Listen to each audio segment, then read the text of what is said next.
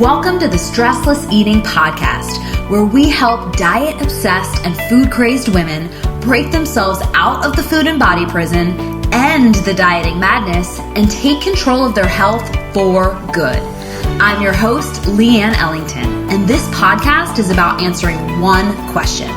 How can you heal your relationship with food and your body and take a practical approach to this whole self-love journey, but without all that restriction, obsession, and shame, and without needing years of therapy just to do so? If you want to know the answer, you're in the right place. All this information is 100% free, so please subscribe to and review our podcast. Well, hello and welcome back to the Stressless Eating Podcast. I'm super excited. We have Lauren Buck back to join us. She was here for Stressless Parenting Part 1, and we're back for Stressless Parenting Part 2. So first off, hello, Lauren. Welcome back.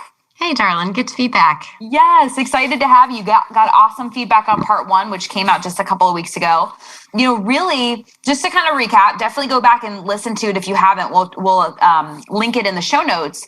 But really talking about this, a lot of the kind of myths and beliefs that come up for, and here's the caveat I'll actually say before that is, even though it's called stressless parenting, the principles and the thought processes that we touched on are really applicable to any woman.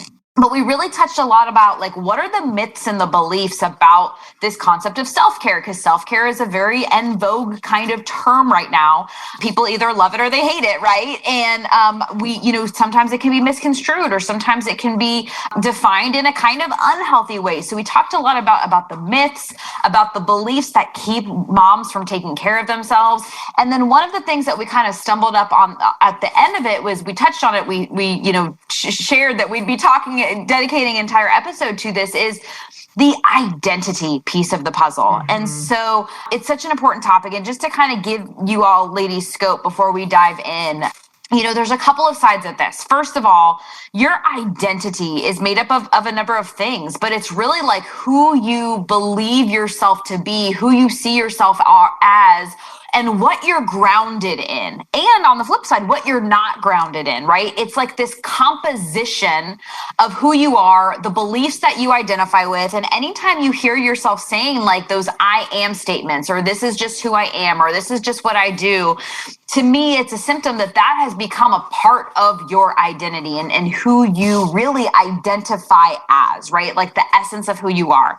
The cool thing about it is it's transformable, right? You can transform it not only on this like mind psychological level, but on a brain and neurological level. Neuroplasticity shows us time and time again, our brains are plastic, they're pliable, they're moldable from now until ... to be continued, right? Like there's no end in sight for that.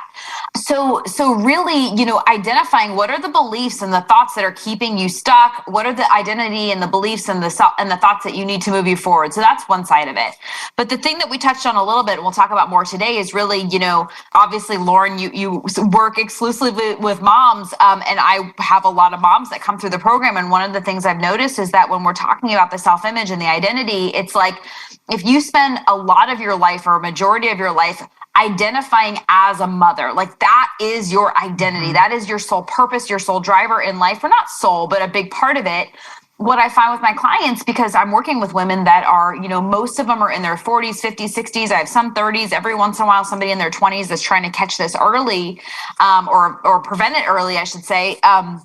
But after they've, their kids have left the coop and they're empty nesters or whatever the case is, it's like if they are not supporting their children as a mother, they don't know who the heck they are anymore, because their identity was so deeply rooted in that and not really diversified, if for lack of a better way of saying it. So, first of all, I'd love to just dive into that. So in your words, like, what is it when we talk about the identity of who we are, what we believe, what we stand for, what we're rooted in?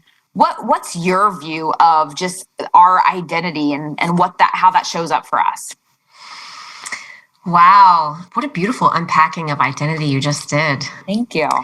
Yeah, it is so powerful when you really see that your identity, who you believe you are, is constructed. And the thing for most of us is we're just unaware that because we didn't consciously participate in its original construction. We mostly like copied other people or our caregivers or reacted to what was happening in our young lives. And it sort of got accidentally constructed as opposed to consciously constructed. Yeah. But then to realize that and to take ownership of it, to realize, oh, this is a constructed thing and I can change it. Yeah. What a gift. What a gift to realize that. And there's so much power in that.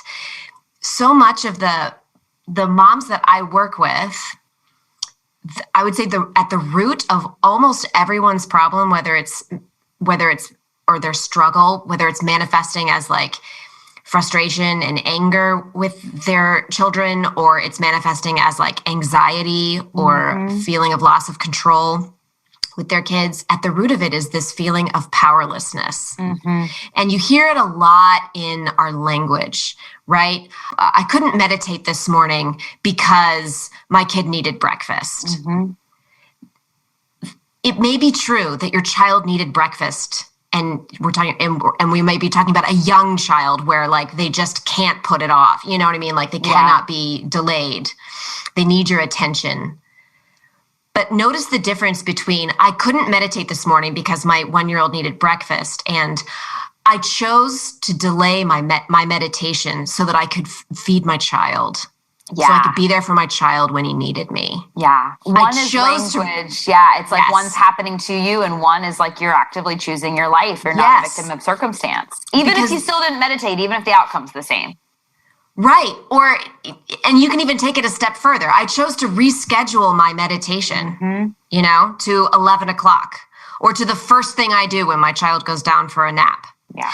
And the difference of that, it's almost like the most powerful thing that happens isn't that you get the meditation in, the to-do in. It's that you feel empowered in that moment as opposed to disempowered. And the parent who feels empowered going to care for their child relates to that child very differently than the woman or the parent who feels disempowered when they go to relate with their child. Yeah. Because the way relationships work let me just back up a little bit. If you feel disempowered habitually when you relate with your kid, and going back to our last conversation, that belief, a good mom sacrifices herself, is a great way to condition that. So if you feel disempowered habitually when you're relating with your kid, that breeds resentment. Yeah. That breeds resentment like standing water breeds mosquitoes. Like it's just inevitable, Absolutely. And so you want to be aware of that when it's happening and realize that you're making a choice and that you can train yourself to choose differently, even if it feels like another choice isn't available to you at that moment because you're so habituated into thinking and believing in that particular way, and you're so habituated into feeling disempowered or whatever the stress-based emotion is that you find yourself falling into. That's just a habituation. Like you were saying, the nervous system is plastic. You can change this. So even if you're just starting there, like, this sucks, I don't know how to get out of it, but I do know that it's changeable. And there are resources where I can ask for help, where I can get that training. Like it is possible. People have pulled out of it. You and I have pulled out of it. Yeah. You know what I mean? Like people have done it. Yeah. And that's empowering. Yeah. And I think that the other thing that I'll say is regarding identity and moms in particular, and like these empty nesters that you're talking about, is I think that less with fatherhood, more with motherhood. I don't know if it's a feminist issue or just a full-time caregiver issue, who happens to be the full-time caregiver. But we confuse what motherhood is. It's a relationship. And we confuse it for being a set of jobs that we need to do well. And there's no question about it. Motherhood includes a shit ton of jobs. There's just so many small jobs. Like the skill set that's required is insane if you're doing everything. Yeah. It's insane. The executive function that you need to keep it all going is like is like MBA level. Right. It's nuts. But that's not what it means to be a mother, because you can outsource all of those jobs. Yeah. Which is what the aristocracy has been doing for centuries, by the way, and still be a mother and still have a relationship with your child. The relationship is what defines you as a mother. And when you are solid in that, and you have spent your child's childhood and adolescence focused on cultivating a good, loving, satisfying relationship with that child, then you're clear that that is the source of your motherhood. And so what happens is the nature of that relationship shifts as they enter adulthood, but it's still strong. Wow. And the jobs might disappear.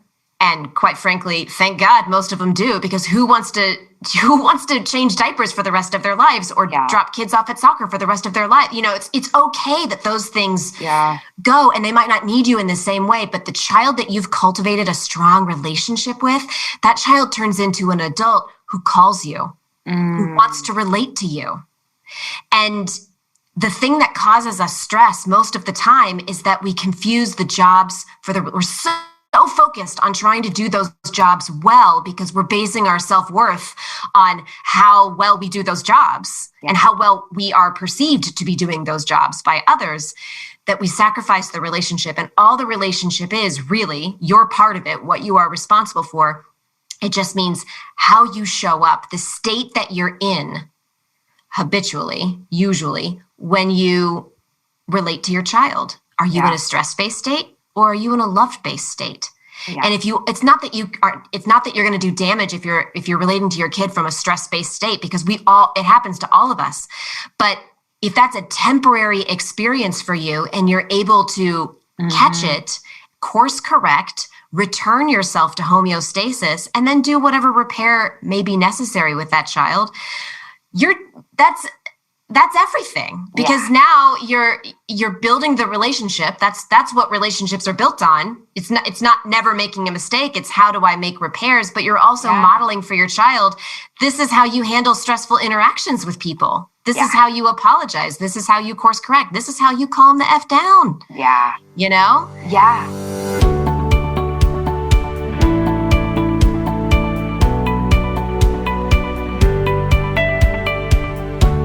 So good. And such a powerful distinction within that, just really distinguishing, a lot of women think that like one of the beliefs that I hear with the women I work with, I'm sure you get it too, is like, oh, the comparisonitis of, am I a good mom? Am I a bad mom? Like, and that mom shame, And so it's so interesting, because when you take away the roles that you think determine whether or not you're a good mom or a bad mom, and you look at it, and first of all, just taking away those labels of good mom, bad mom anyways, but regardless, I'm just meeting people where they are in their conversations. Like, sure. If you take away those roles and you just look at your version of like, am I doing my best or not, as a relationship conversation, not a getting things done conversation, you can like be the air quotes worst mom at changing poopy diapers, and maybe you're late for soccer practice or you forgot to pack their lunch. And when you don't identify as the roles and the jobs and the to-do lists, and you identify as like, how am I showing up? Who am I being as a mother? What kind of vibration am I giving out? What kind of energy? Is it love, or is it just that stress and resent and sadness and shame and all those things? It changes the conversation. And that's a really important distinction. Yeah, it's a real, there is no spoon moment. Yeah. Because there is no good mom. There is no bad mom.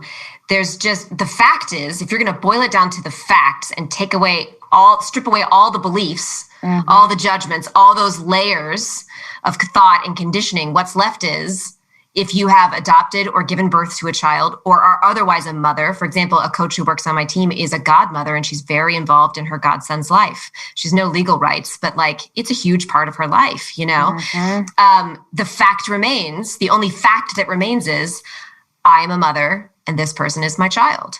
Yeah. And that's it. The rest of it's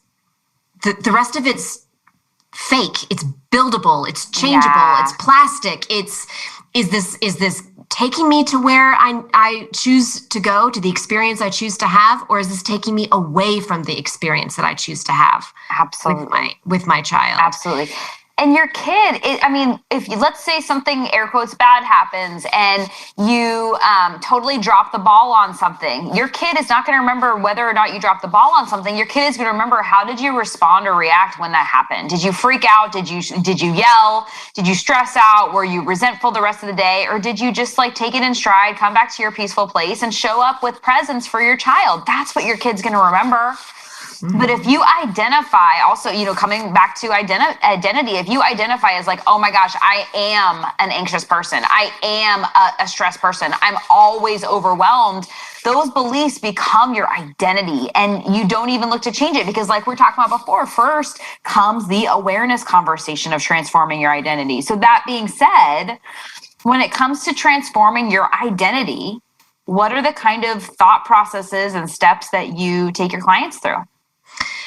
Well, the first thing is awareness, right? Is even being aware that you're doing it, because it's the thing to understand is that it's become so normalized in your brain. I am an anxious person. I'm not immune to this. I'll give you an example.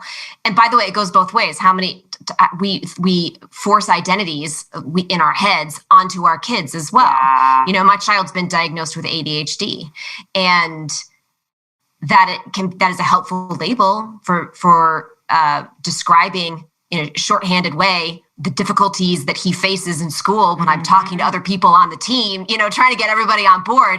But I'm very careful not to make that his identity. Yeah. And by the same token, I could say I'm an impatient person. Patience is not my strong suit. Right. And to most people who know me, they'd be like, that's a fact. My kid struggles with ADHD and I've got executive functioning coming out my ears, but I struggle to be patient with him when he's having trouble executing on a simple task, or staying on task or whatever. But that's not helpful to now this belief. So the first step is, I'm going to use myself as an example. Mm-hmm. The first step is catching myself in that moment, and with this belief, I'm not patient, or I'm impatient, or I'm just not a patient person, or I've got great executive functioning. Those are all beliefs, right? And so the next thing for me to do is to notice how I feel in my body, which arm of my autonomic nervous system is activated when I believe this thought. Mm-hmm. How do I feel when I believe this thought? And the answer is, in this moment, when I'm thinking of a specific situation where I'm like, I'm not very patient and I've got great executive functioning and my kid cannot brush his teeth, put his socks on and his shoes on and get out the door. I feel stressed when I'm locking into those beliefs. No question about it. And I'm judging him as well. Does that line up with what I choose to create? Mm-hmm. The experience I choose to create as a mother? No. I choose a joyful, connected, peaceful experience with my kid. The word I come back to that I work with my clients to name a specific vision. We call it a sankalpa. It's like sankalpa is a Sanskrit word, which means san means heart, and kalpa is the rule that rules all other rules. So it's like from your heart, and it's like the highest rule that you follow that's from your heart. And so we develop this first thing so that you know what it is you're aiming for. And it's like either I'm lined up with my sankalpa and I'm feeling that, I'm feeling joyful and connected and peaceful in this moment, or I'm lined up somewhere else. And all I need to know in that moment is this belief, this identity of me as not patient and him as poor executive functioning skills does not line me up with my sankalpa. It's lining me up somewhere else. So I'm losing traction with what it is that I want to create. Mm-hmm. So what I need to do is tend my own feelings, not bypass them, but tend them before I engage with him. So before I'm like, because if I'm coming at him with like, get your freaking shoes on, let's go. Why can't you ever do? I mean, hurry that's up. The energy. Yeah. even if I'm using some script that I read in a parenting book where it's like, I understand that you are having a hard time this morning and that piano looks really exciting to you, but we really need to get going. Like that's a lot of the script is like, empathize with them and then reiterate the thing. But if the way that you're feeling underneath that doesn't line up with your words, it's meaningless. And they can tell. And of course they can, because they're humans with a human nervous system. How many times have we said, it's not what you said, it's the way you said it? Absolutely. What we really mean is, it's not what you said, it's what you were feeling when you said it. It's the state you were in when you said it. You were angry, and so your words were weapons. I don't care what they were, because you were angry.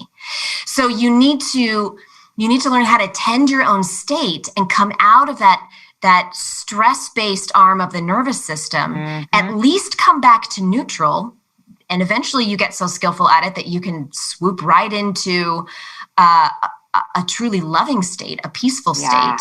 And then I don't want to say as that person, because you're still you, but your state has changed. When you parent your kid, when you relate to your kid or interact with your kid or help your kid from that place, it doesn't matter what you say. The perfect words are, in fact, going to occur to you to help them in that moment. And if it doesn't work, then you try again, and becomes more about how you're relating to them than the job you're trying to accomplish. And when you relate to any human in this way, and kids are the most sensitive, which is why it's so powerful, you're coming from your power instead of trying to use force to get your way. And that power versus force is everything in parenting, because we use force when we're in that stress-based mode and we can't stand it on some level. And we're trying to use our kids' compliance with us to feel a sense of control again and get out of the stress-based mode to get relief. And this is where, if I can just clarify, number one question that comes up around peaceful parenting or conscious parenting or whatever you want to call it, is that people are like, well, if I'm peaceful with them, if I become a peaceful parent, we won't be able to get anything done. Does that mean that I'm a permissive? Am I a permissive parent? And the answer is no. But what that question tells me, and if that was the question in your mind, I really want you to consider this. Just sit with this for a minute. What that question tells me is that the person who asked it can't imagine another way of holding a boundary other than being forceful. They can't, they've never, their power comes from force. Right. They haven't even experienced in a meaningful way that they can switch on and go to what it feels like to hold in a love-based state, an empowered boundary, and to allow the child or whoever to have their reaction, because you cannot control their inner experience, and to hold space for that. And all holding space means is I can hold my space while you do your thing. I can hold it. I can act appropriately, whatever that is, whatever your age, whatever's appropriate, whatever you need, I can act appropriately. As opposed to, I'm going to spin off into some stress-based emotion and lose the identity that I have chosen to create. The relationship, the way of relating, the way of being that I've chosen to be with you in order to build the relationship that I choose. This is so good, so good.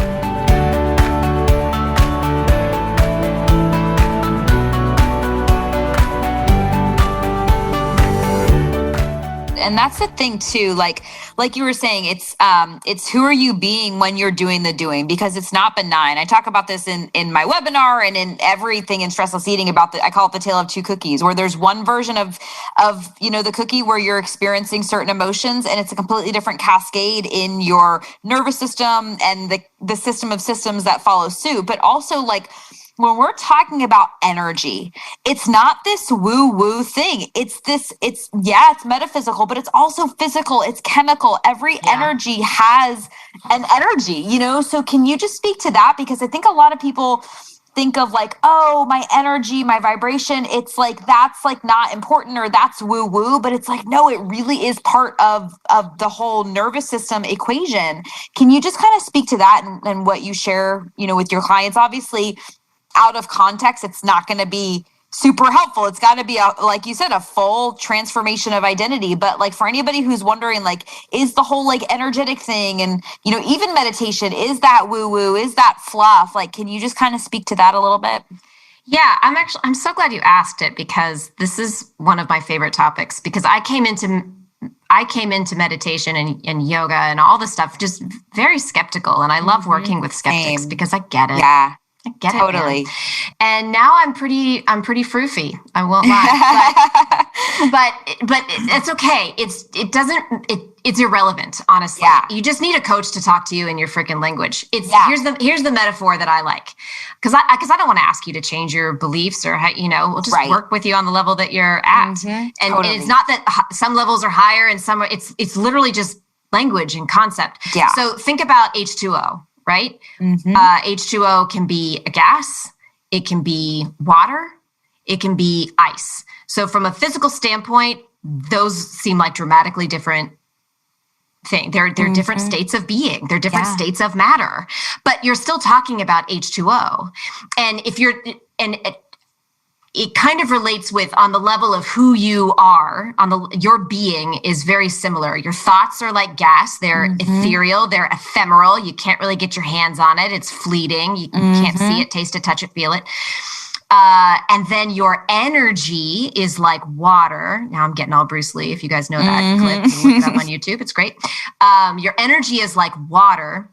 And energy can refer to, in more tangible terms, your breath, because your breathing is the only, now I'm going to yoga nerd out on you a little bit. Yeah, breathing is the only process in your whole physiology that can be completely controlled by the conscious mind and completely controlled by the unconscious mind. It's the only thing that's like that. I can change my breath with a snap decision as easily as I raise my arm. Right? It's not hard, but I can also never think about it and I'll never forget to breathe. Yeah. And for that reason, working with your breath is very powerful. The other manifestation of your energy, if you don't like that word or it sounds woo-woo, is your emotions, because your emotions have a biochemical reality in your body that's different. It's different hormones, different neurotransmitters. There's a cocktail of chemicals that's released in your body when you're feeling a certain emotion. And there is some disagreement about chicken and the egg.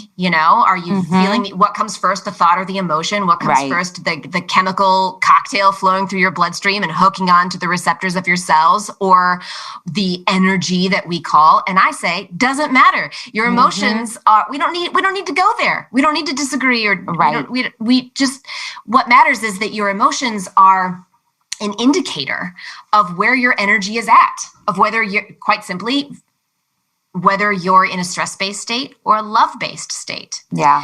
And then ice, of course, that's your physical body. And you can work on that level too. That's what yoga postures are. But that takes a long time to change something in a solid state. It's much easier to work with in an energetic state. Just like water is easier to mold, it's easier to, if I'm going to make an ice sculpture if I'm going to make a sculpture out of H2O, it's going to take the longest out of ice.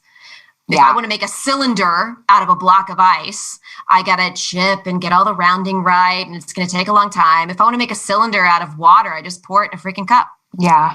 And I'm done.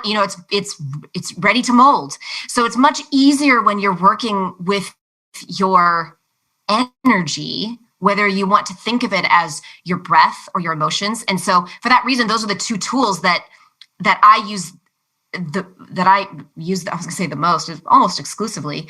Although sometimes I use yoga postures, and we certainly do work on beliefs and thoughts. I have a coach on my team who is certified in the work of Byron Katie. And so we bring that process in to work with beliefs. But the most powerful, most direct methodology, without a doubt, in my opinion, in my experience, is working with the breath and with the emotions. And that's something that everybody can relate to. Absolutely. Yeah.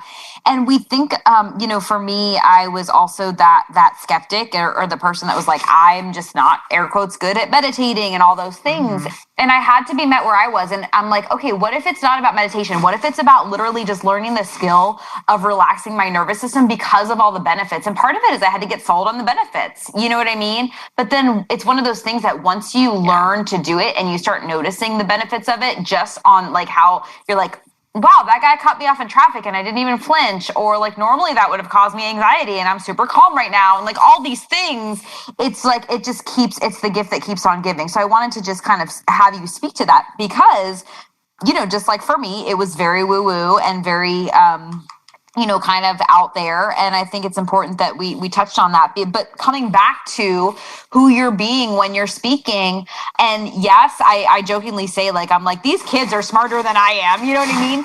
But they really have this intuition and it's an energy that they can sense even when you're not speaking words that might be saying it, but adults are the same way. And so it's the same way, these are the kinds of things that are barriers with mothers and children and their children, but it's also with mothers and their partners and their coworkers and putting themselves out there for better, opportunities. Like your identity goes everywhere with you, So I love that you're bringing up this topic. And so, yeah, like you called it a mea culpa, right? Oh, san culpa. San culpa. So what are some of, like, if we were all to just kind of like think about that, like what are some examples of san culpas that you and your clients have connected to that have really like navigated them? Is it a one word? Is it like things like freedom and peace? Is it a statement? Like, can you kind of give some examples of that for context? Yeah, sure. So the most important part of the san culpa is how you believe that you'll feel when your san culpa is a reality for you. Because that's really what you want. We don't do, if I were to say to you, like, let's say that you came to me and you were like, my kid is failing out of school. Mm-hmm. And that's like our relationship is terrible and I can't get him to do his homework. And, and if I were to say to you, okay, I'm going to wave my magic wand. Your kid will be a straight A student. And let's say you're feeling angry. You're feeling angry and disconnected from your son, right? That's what we would get to the heart of. So like, what is it that you're feeling as a result of this perceived problem? So it's like, if I could wave my magic wand and your kid's a straight A student and that's not a problem anymore, but the caveat is you're still going to feel angry and disconnected from your son. That do it for you? And of course you're going to say no, because if I did the opposite and be like, okay, your kid's still going to be failing out of school, still going to have the same poor grades, but you're going to feel loving and supportive and connected and close to your kid as it happens. Which one of those two alternatives would you choose? Yeah. Of course you choose the second one. And then from that place, you address the problem. Right. And it would be like a movie then. You know what I mean? It would be like the adventure that changed everything. Like the theme music would swell as you faced challenges together. Right. The thing that we really want is the emotion that we believe having the thing is going to give us access to. Right, I'm sure you have the same thing with your clients. It's like if someone comes to you, they're like, I want to lose 20 pounds. Well, how is it that you believe that you'll feel? Am I barking up the right tree here? If you're well, I mean, I don't do weight loss, but people come to me thinking that weight loss is the problem. And that's what we discover is like, what they want behind it is really what we go after and the freedom that they're trying to create. So like you're barking. Exactly. You're up the right tree. Exactly. You're like, let's basically taking them from a place of focusing on what you think you want because it will give you access to this emotion to creating it directly, creating that emotional experience directly. And so that's really what the process of naming a san culpa is. The most important part is being able to name that emotional experience directly and then learning how to manifest in this moment now. And manifest has turned into a woo-woo word. So let's say create or build. Yes. Or architect in this moment now, that feeling. In an authentic way, because I'm not talking about bypassing. I'm not talking about pretending, trying to think your way out of an emotion, into a stress-based emotion, into a love-based emotion. I'm talking about actually tending it and shifting it. Yeah. That's the heart of what the work is. So the next step in the san culpa is just making it a little bit more specific. Yeah. If in something that's achievable in 6 to 18 months of time. And by the way, this is not my methodology, coming up with this Sankalpa. This is a whole like sub-science of yoga that I studied. Yeah. Fascinating. And I'll just share with you the first step in accomplishing it in a second after I finish describing the Sankalpa. But basically you want to identify that emotion that you believe it's going to give you access to, get a little more specific. What's a specific situation that's believably true for me in 6 to 18 months that will give me access to that, with my kid. So for example, it might be when my child is melting down. So that's a specific situation that a previous client had been struggling with. I meet them with compassion. Yeah. And for some people that feels like it dials them right in to exactly what it is they're looking for. And for someone else that might not be specific enough. And when we're having a coaching session, I can tell by your reaction, by watching your body and your face when you've landed on the thing that's going to connect you. I have one client who's extremely visual. She's an artist. She's an art teacher. And she landed on this thing. She was like, when I'm feeling that way with my son and his energy's all over the place and I just feel so empowered. She was like, I just turn into the golden goddess. And it was like, that might sound so someone who's a type A brain might have trouble connecting with something like that. But for her, it dialed it right into her body. Yeah. Right into her nervous system, what it was that she wanted to experience. Yeah. So that's really, and there's a few other steps, to kind of refine. For sure. That's a tool for you, but just conceptually, it's so good. It's got, we create something in Stressless Eating called our inner compass. And it's the same thing. I'm like, hey, whatever I'm teaching you, like the concept stands, but rename it so it resonates with you. Because in order for something to be a long-term habit, we've got to have positive neuroassociations associated with it. And one of the best ways to do that, and really the only way to do it, we're talking about beliefs, is you have to have resonance. Your brain is so smart and it knows when it doesn't resonate. That's why a lot of like a mantra that somebody else gives you and it doesn't resonate with you. Like, a lot of my women that struggle with body image, and then all of a sudden they hear a mantra of like, you're beautiful. I love your body no matter what. And it's like, no, if your subconscious mind is really berating yourself and self-criticizing yourself in the mirror, that is not going to land. Like we've got to figure out what's going to resonate with you. And I think that's even it's funny. Every time we talk, we have obviously such alignment in our conversations, but it's like same, but different. You have your tools, but it's still reverse engineering the outcome that we want. And I think the point I want to really drive home for anyone listening is all of the conversations that we're having right now, ladies, is within the context of you get to be the creator of your life. And as long as you're living as a victim to your circumstance or saying like, no, this is just who I am. This is just what I do. This is just how it is. You're going to be a victim to your circumstances and life is going to continue happening to you. And I can say with pretty full certainty that if you're listening to this podcast, you are no victim. You're here because you know the power of transforming your head, your heart, your mind, your brain. And that's what I really want to be a stand for, ladies. With any time we're talking about this identity conversation, and we happen to be talking about it in the role of motherhood, but it really extends outward to I could insert any type of circumstance or role. You have got to be under the belief that you have the ability to transform it. And it's not this like concrete, stable thing, because anything less than believing that, or at least borrowing the belief of somebody else's until you have your own belief about it, anything less than that, you're going to stay stuck where you are. And you're going to have to be willpowering or motivating or white knuckling your way through things when it's so much easier to just transform the beliefs that are shaping the behaviors. Wow. So well said. And that, if I can just add on to that, because I made a promise a minute ago that I would say the first step to achieving your Sankalpa, and that just dovetails so well into it.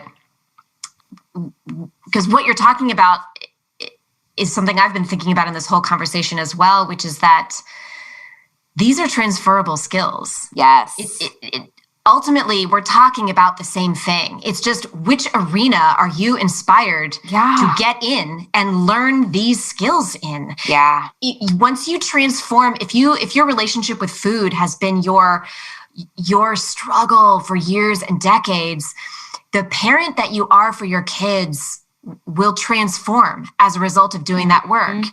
And I can't tell you how many, I had one client who was a mother of, I'm trying to remember how many she had when we started working together. A gaggle? It's a lot of kids. Yeah. Like, I believe she had 5. And one was, and she's young too. She's in her 20s. One was a set of twins. It's a blended family. So there's, foster kids that step kids that she's responsible for, that she's the full-time caregiver for. And at the end of us working together, she had started a business and chosen to have another child.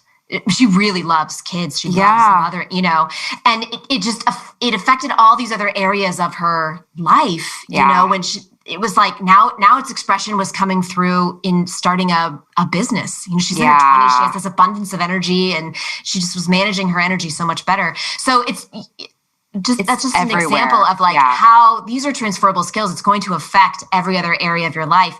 And that just dovetailing on what you were saying, Leanne, that first step that I teach in my process of how to start achieving your sankalpa is to build the skill of learning how to relax. Yes. The thing that you said about you're going to be white if you don't start to shift your identity, if you don't step into the ring, in one of the rings, and learn these skills, you're going to be white knuckling it. You're going to be using willpower, which is not an inexhaustible resource.